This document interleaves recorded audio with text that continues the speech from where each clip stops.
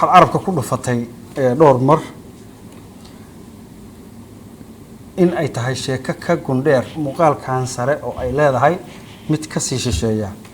haddaba wax ma ka tilmaamaysaa maamulkii dalka ee markaa jiray iyo siyaasaddii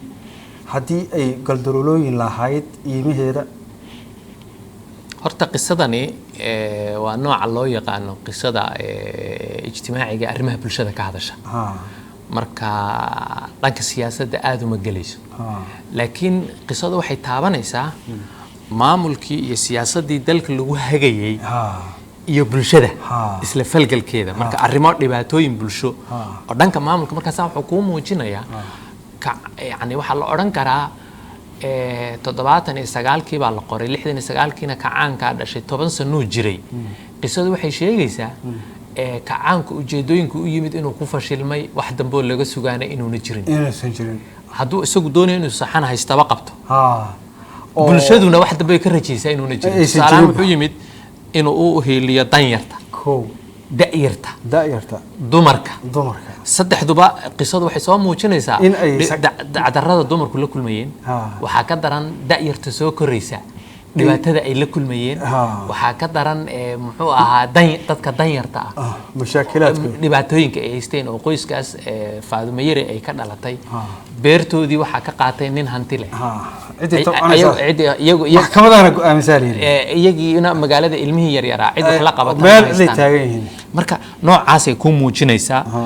waxay ku tusinaysaa dadkii maamulka hayay jaamac dhigay musuqmaasuqi mashruuc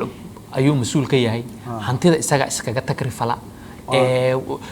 guryihii loogu talagalay martida mashruuca u shaqeysa lama dejiyee isaga ku tunto tumasho u isticmaalo tusaalahan tumasho baabuurtii isaga iskaga takrifala oo wuxuu doono u dirta waxa kaaga muuqanaysa hantidaas ugu tagrifalayo laba wajiileen markuu gurigiisa joogana shaqada guud iyo danta uu hayo iyo waxa soo dhan uu ka soo horjeeda oo ubadkiisa wuxuu ku barbaarinaya waxa ku daalina dantiina gaarka markuu xafiiska tagana wuxuu ku leeyahay inta hanuuninta maalinta hanuuninta inta loo yeero wuxuu dadka laba wajiileen baa ka muuqanaysa qofkii waa in hantida qaranka la ilaaliyo uu la yaabay waa yeeli maynu taa hadii wuxuu ku tusayaa kuna yeeli maayo wuxuu ku tusayaa qisadu muujinaysa dhanka maamulka musuqmaasuqu ubad u barbaariyaa jiro tusaale ahaan wasiirka iyo xildhibaanku waxay heli karaan wax sadbursi ay ku helaan oo ubadkii kale ayna helin marka waxaad arkaysaa nin kulmiye la yiraahdo oo aabihiis oo xildhibaan ahaa oo hore tacliin loogu daray xilligii lixdamaadkii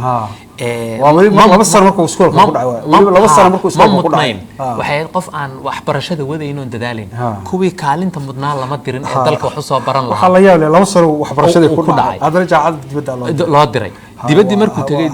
tumasho ku mashquulay ilaa hore soo dhacay waxa ka soo qabarada waxba ma baranin wuu soo noqday isagoo shahaadad jaamacadeed sita oon aqoon lahayn marka hantidii ummaddu way ku luntay fursadii dadkii ka faa'iideysan lahaa way ku lumeen isagiina aqoontiisii iyo wixiisii iyo magaciisii uu soo bartay wuxuu u adeegsaday inuu bulshada ku sii dhex burburiyo bulshada wax dhib mooyaan dheef kuma soo kordhinay waa qayb dhibaatadii kamid ah moogtahay waxa kale oo muujinaysaa tusaale ahaan aqoonyahankii wax soo bartay dhibaatadii dactarada ka muuqata kulmiye iyo saaxiibkiis Axmed jaamacad bay ka soo baxeen mushaarkoodina kuma filla markaas waxay shaxaad ugu noqdeen waalidkood